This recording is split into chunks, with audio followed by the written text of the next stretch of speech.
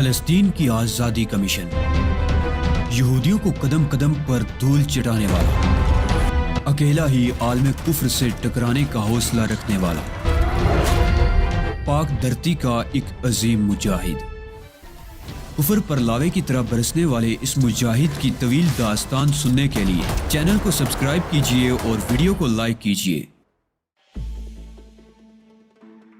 بڑھ کا یہ خوفناک کام میری سمجھ میں نہیں آ رہا تھا۔ میرے دل میں ہلکی ہلکی سی اینٹھن ہونے لگی تھی۔ اس تابوت میں میری زندگی سو رہی ہے۔ تہذیب مالکم ایکس، جسے میں شاید ساری دنیا میں سب سے زیادہ چاہنے لگا تھا، لیکن جو مجھ سے چھن گئی تھی۔ میں دکھ بھرے انداز میں سوچتا رہا اور بڑھ نے اپنا کام مکمل کر لیا۔ پھر اس نے لجاجت بھرے لہجے میں مجھ سے کہا، اس تابوت کو وین تک لے جانا ہے چیف۔ بٹ کیا تم بالکل ہی احمق ہو گئے ہو؟ کہاں لے جاؤ گے اسے؟ اٹھاؤ چیف، اٹھاؤ، یہاں موقع نہیں ہے، اس لیے ہمیں یہ کام کوٹھی ہی میں جا کر انجام دینا ہوگا۔ لیکن کیا کام؟ میں نے جھنجھلا کر کہا۔ کمال ہے چیف، کیا تم بڈ کی اتنی سی بات بھی نہیں مان سکتے؟ چلو ایک طرف سے اس تابوت کو سہارا دو۔ میں تابوت کو سرہانے سے پکڑ کر بڈ کے ساتھ وین تک پہنچا اور تابوت وین کے پچھلے حصے میں رکھ دیا گیا۔ بڈ نے تمام اوزار بھی اندر رکھے۔ اس کے بعد ہم پھر گاڑی میں جا بیٹھے۔ بڈ نے وین سٹارٹ کر کے آگے بڑھا دی تھی۔ راستے میں میں بالکل خاموش رہا۔ عجیب سے احساسات نے گھیر لیا تھا۔ اس وقت ویسے بھی میری عقل خبت ہو کر رہ گئی تھی۔ یہ احساس ہی بہت اذیت ناک تھا کہ میں تہذیب کی لاش کے ساتھ سفر کر رہا ہوں۔ بالآخر ہم کوٹھی واپس پہنچ گئے اور بڈ نے پہلے ہی کی مانے تابوت میرے ذریعے پکڑوا کر اندر پہنچایا۔ اگر تم اب بھی مجھے نہیں بتاؤ گے بڈ کہ یہ سب کچھ تم نے کیوں کیا ہے، تو شاید میں اپنے ذہن پر قابو نہ پا سکوں۔ اب تم چاہو تو آرام سے اپنی خوابگاہ میں چلے جاؤ چیف، مجھے کچھ کام کرنا ہے۔ کیا تم پاگل ہی پاگل ہو گئے ہو بڈ؟ یہ کیسے ممکن ہے؟ میں پھٹ پڑا۔ تو بس ایک منٹ، بڈ بولا اور پھر وہاں سے باہر نکل گیا۔ میں دکھ بھرے انداز میں تہذیب مالکم ایکس کے تابوت کی جانب دیکھ رہا تھا۔ چند لمحے بعد بڈ واپس آیا۔ اس کے ہاتھ میں جو چیز دبی ہوئی تھی اسے دیکھ کر واقعی تعجب ہوا۔ یہ ایمونیا کی بوتل تھی جس پر سائفن لگا ہوا تھا۔ بڈ نے تابوت کے ڈھکن کو کھولا۔ میں دھڑکتے دل سے اندر دیکھ رہا تھا۔ تہذیب کی لاش تابوت کے اندر موجود تھی۔ ابھی تک اس میں بگڑنے کے آثار پیدا نہیں ہوئے تھے۔ اس پر ایک خاص قسم کا محلول چھڑک دیا گیا تھا جو لاش کو کیڑوں سے محفوظ رکھتا ہے۔ ہلکی ہلکی سی بو کمرے میں پھیل رہی تھی۔ تہذیب کا چہرہ سامنے تھا، وہ جو ہمیشہ کے لیے گم ہو گئی تھی۔ لیکن اس کمبخت بڈ نے اسے کیوں نکالا ہے؟ اس کی اس آخری نیند کو کیوں خراب کر رہا ہے وہ؟ میں نے غصیلے انداز میں بڈ کی طرف دیکھا، لیکن بڈ میری پرواہ کیے بغیر تہذیب کے مردہ چہرے پر سائفن کی پھوارے مارنے لگا۔ اس نے کمرے میں انتہائی تیز روشنی کر دی تھی اور اس کی آنکھیں شیشے کی گولیوں کی مانند چمک رہی تھی۔ وہ تہذیب کے چہرے پر نگاہیں جمائے ہوئے تھا۔ دوبارہ اس نے سائفن کی پھوارے اس کے چہرے پر ماری اور پھر انگلی سے چہرے کی جلد کو ٹٹولنے لگا۔ میں نے اب اس سے کچھ پوچھنے کا ارادہ ہی ترک کر دیا تھا۔ دفعتاً بڈ کی حلق سے ایک عجیب سی آواز نکل گئی جس میں خوشی کا عنصر شامل تھا۔ اس نے چٹکی سے تہذیب کے چہرے پر ایک جگہ نوچا اور یہ دیکھ کر میری آنکھیں حیرت سے پھیل گئی کہ پلاسٹک کا ایک چھوٹا سا ٹکڑا اس کے ہاتھ میں آ گیا اور اب میرے ذہن کے بند دروازے بھی کھل گئے تھے۔ میں برق رفتاری سے آگے بڑھا اور دوسرے لمحے تہذیب کے بال پکڑ کر زور سے کھینچے۔ میرے ہاتھوں میں ایک وگ آ گئی تھی اور اس کے نیچے جو بال نظر آئے تھے ان کا رنگ بدلا ہوا تھا۔ بڈ نے لاش کی پیشانی صاف کرنا شروع کر دی۔ اس کے بعد رخسار، ٹھوڑی اور گردن، اور چند ہی لمحات کے بعد میں اپنا دل پکڑے کھڑا ہوا تھا۔ جو چہرہ پلاسٹک کے ان ٹکڑوں کے نیچے سے برآمد ہوا تھا وہ تہذیب کا نہیں تھا۔ بڈ نے اسے بغور دیکھا اور پھر ایک چیخ مار کر مجھ سے لپٹ گیا۔ اس نے مجھے اپنے سینے سے بیچ لیا تھا۔ چیف، مبارک ہو، مبارک ہو چیف، تہذیب مالکم ایکس نہیں مری، وہ زندہ ہے چیف، وہ زندہ ہے، مبارک ہو تمہیں چیف۔ بڈ نے انتہائی جذباتی لہجے میں کہا، میری تعریف کرو چیف، مجھے بھی اپنے آپ سے لپٹا لو، میں تمہاری اس خوشی میں تم سے زیادہ شریک ہوں۔ تمہاری تہذیب زندہ ہے، یہ تہذیب نہیں ہے۔ دیکھ لو اسے چیف، بغور دیکھ لو۔ بڈ پر عجیب سی کیفیت طاری تھی۔ وہ خوشی سے ناچ رہا تھا، مجھے جھنجھوڑ رہا تھا۔ خود میری بھی عجیب حالت تھی۔ میں نے بڈ کو بیچ لیا تھا مگر بڈ میں نے بھی مسرت بڑے لہجے میں کچھ کہنا چاہا مگر کہہ نہ سکا۔ ایک دم سے میرے پورے اعصاب ڈھیلے پڑ گئے تھے، ذہن معاوض سا ہوا جا رہا تھا، میری آنکھیں میرا ساتھ نہیں دے پا رہی تھی۔ ہاں، یہ تہذیب نہیں تھی، ہم نے اسے تہذیب ہی کی قبر سے نکالا تھا اور تھوڑی دیر پہلے یہ تہذیب ہی کا چہرہ تھا، 100% تہذیب کا۔ لیکن اب تک کوئی بات سمجھ میں نہیں آ رہی تھی۔ بڈ اسے دیکھتا رہا، مسرت میں ڈوب کر نہ جانے کیا کیا بکتا رہا۔ میں بھی اس کی طرح پاگل ہو گیا تھا۔ میں تہذیب کو مختلف زاویوں سے دیکھ رہا تھا، اس لاش کو دیکھ رہا تھا، لیکن واقعی وہ تہذیب نہیں تھی۔ اس کے جسم پر گولیوں کے نشانات اب بھی موجود تھے، لیکن وہ قطعی تہذیب نہیں تھی، کوئی اور تھی۔ میرا دماغ بالکل معاف ہو رہا تھا، مسرت نے میرے اعصاب بالکل سن کر ڈالے تھے۔ میں وہی زمین پر بیٹھ گیا۔ بڈ اب بھی خوشی سے ناچ رہا تھا۔ پھر اس نے اپنے آپ کو سنبھال کر کہا، افسوس میں اس وقت ایک لاش کے پاس کھڑے ہو کر اتنی مسرت کا اظہار کر رہا ہوں، لیکن وہ جو برائی کی جانب قدم بڑھاتے ہیں برائی کا شکار ہو جاتے ہیں۔ اب تم اس لڑکی کو اس کی قبر تک پہنچا دو، ہم دوبارہ اس کے چہرے پر وہ میک اپ نہیں کر سکتے۔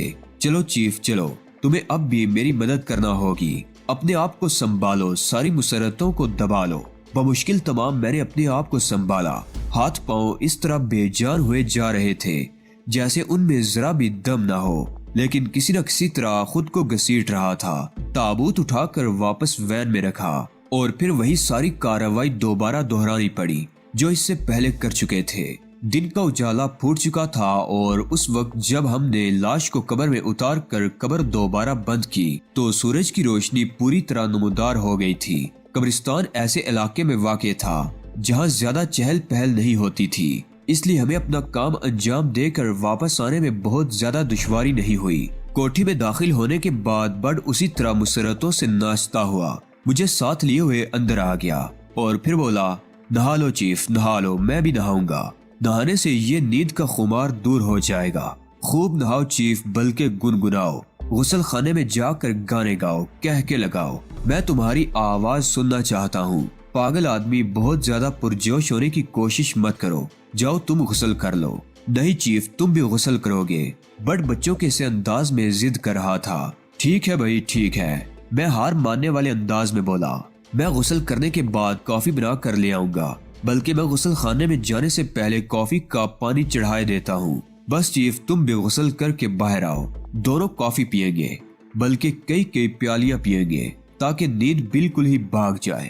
بڈ کمرے سے باہر نکل گیا اور میں دروازے کو تکتا رہا۔ پھر میں غسل خانے کی طرف بڑھ گیا، حالانکہ موسم گرم نہیں تھا، لیکن میں نے ٹھنڈے پانی کا شاور کھولا اور اس کے نیچے کھڑا ہو گیا۔ ٹھنڈے پانی کی فواریں نہ جانے کب تک میرے سر سے نیچے تک بہتی رہی اور پھر غسل خانے کے دروازے پر بڈ ہی کی آواز سنائی دی۔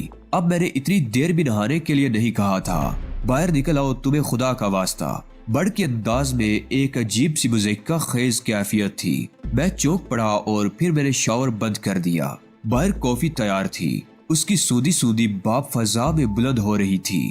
بڈ نے کافی کی پیالی مجھے پیش کرتے ہوئے کہا، اپنے دوست کی طرف سے تہذیب مالکم ایکس کی زندگی کی مبارکباد قبول کرو۔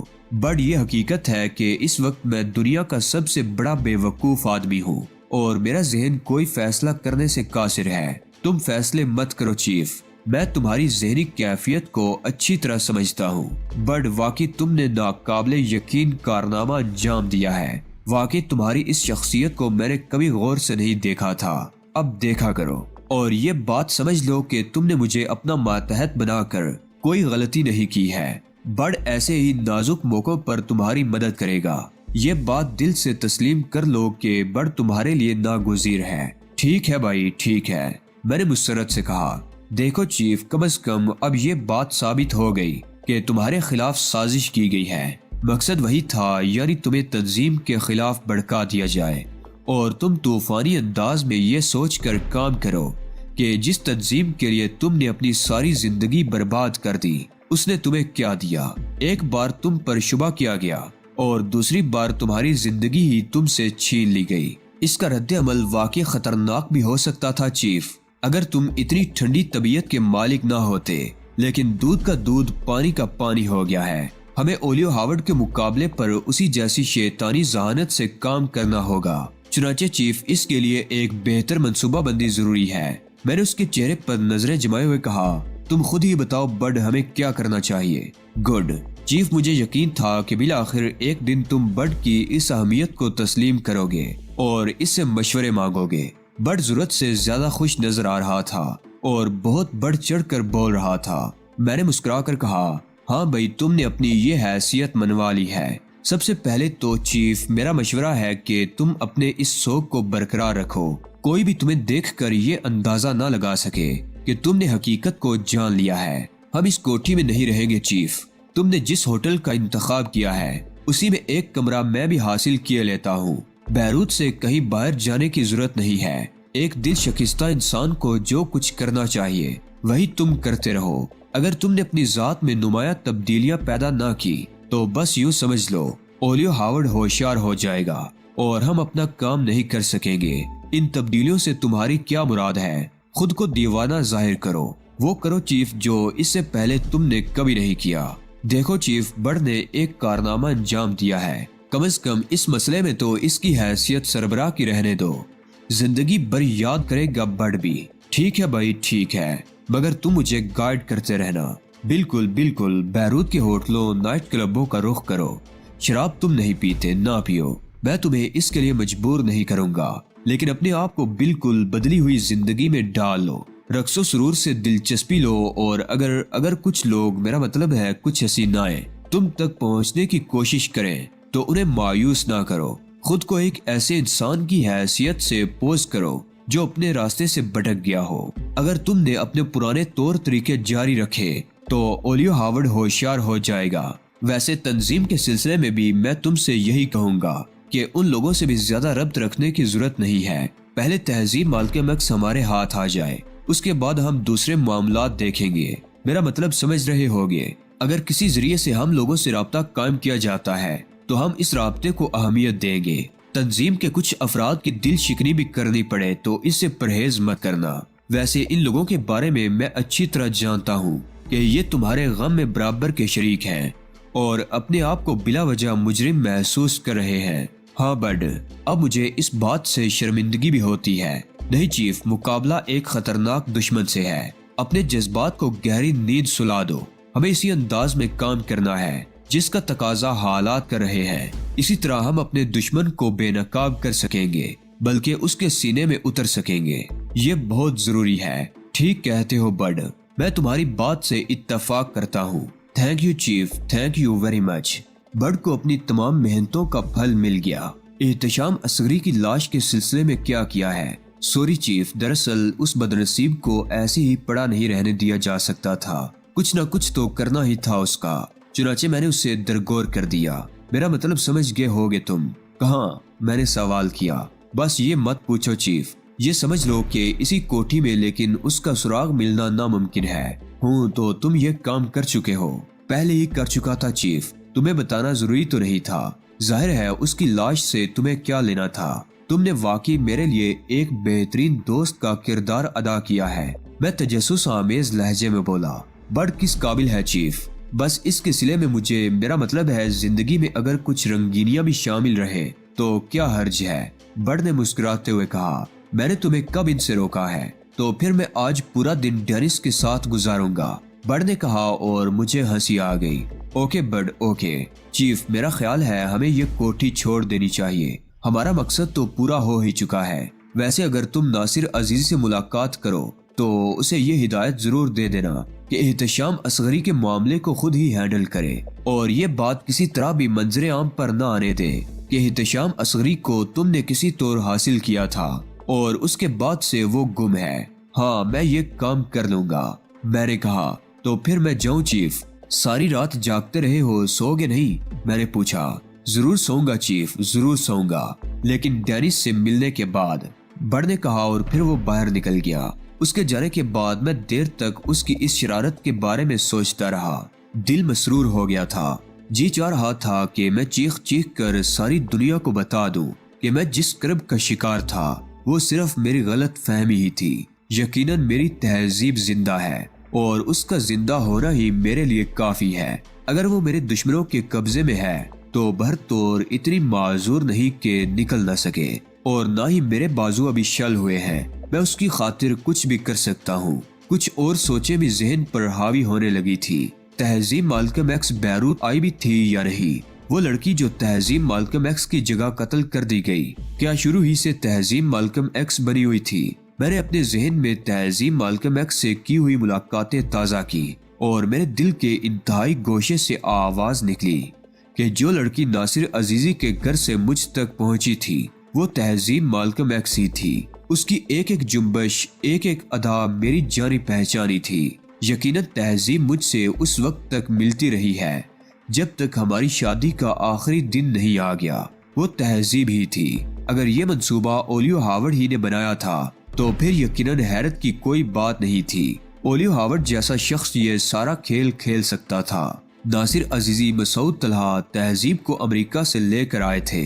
ناصر عزیزی نے اسے اپنے یہاں رکھا، اور اس کے بعد جتنی بھی ملاقاتیں تہذیب سے ہوئی وہ اصل تہذیب ہی سے ہوئی تھی۔ شادی سے کچھ وقت پہلے اولیو ہاورڈ نے اصل تہذیب کو کسی بھی طرح اپنی تحویل میں لے لیا اور پہلے سے تیار کی ہوئی نقل شادی کے لیے پیش کر دی۔ یقیناً اس بدنصیب لڑکی کے تصور میں بھی یہ بات نہیں ہوگی کہ اس کے ساتھ کیا سلوک کیا جانے والا ہے۔ اسے کوئی ایسا ہی بڑا لالچ دیا گیا ہوگا جس کی بنیاد پر وہ تہذیب کا روپ دھار کر مجھ سے شادی کرنے پر آمادہ ہو گئی تھی۔ بات صرف اسی حد تک تھی۔ ظاہر ہے اسے میری خلوت میں نہیں پہنچنا تھا، ورنہ اولیو ہاورڈ اتنا بڑا خطرہ مول نہ لیتا۔ غور کیا تو اولیو ہاورڈ کی اسکیم انتہائی شاندار اور جامع نظر آئی۔ بلا شبہ اس جیسا شاطر شخص ہی اتنا بڑا کھیل کھیل سکتا تھا۔ اس نے اپنی دانست میں میرے ذہن سے تہذیب مالکم ایکس کو ختم کر دیا تھا۔ یہ دوسری بات تھی کہ حالات نے اس بار اسے شکست دی اور یہ بات میرے علم میں آ گئی۔ اس ذہنی کیفیت سے نکلنے کے بعد اگر میں خود اس بارے میں سوچتا تو وہی فیصلہ کرتا جو بڑ نے کیا تھا، اور اب بھی مجھے وہی سب کچھ کرنا تھا۔ تہذیب ممکن ہے بیروت سے نکال دی گئی ہو، لیکن بس اس کی زندگی مجھے عزیز تھی۔ یہ پتہ چل چکا تھا کہ وہ زندہ ہے، اتنا ہی کافی تھا۔ ایک بار پھر وہ گم ہو گئی تھی، لیکن ایسا پہلی بار تو نہیں ہوا تھا۔ مجھے یقین تھا کہ تہذیب ان لوگوں کے لیے اتنا ترن والا ثابت نہیں ہوگی۔ کسی نہ کسی طور وہ اپنی گلو خلاصی کا بندوبست کر ہی لے گی۔ چنانچہ اب کافی اطمینان تھا، لیکن اگر میری اداکاری میں کوئی کمی واقع ہو گئی تو پھر اولیو ہاورڈ ہوشیار ہو جائے گا، اور اس کے بعد اور تہذیب کے لیے اصل خطرہ شروع ہوگا۔ چنانچہ تہذیب کی زندگی کے لیے اور اپنے مقصد کی تکمیل کے لیے اولیو ہاورڈ کی شکست کے لیے مجھے اپنے آپ کو ایک غمزدہ عاشق بنا کر پیش کرنا تھا۔ تنظیم سے برگشتگی بھی برابر جاری رہنی چاہیے تھی۔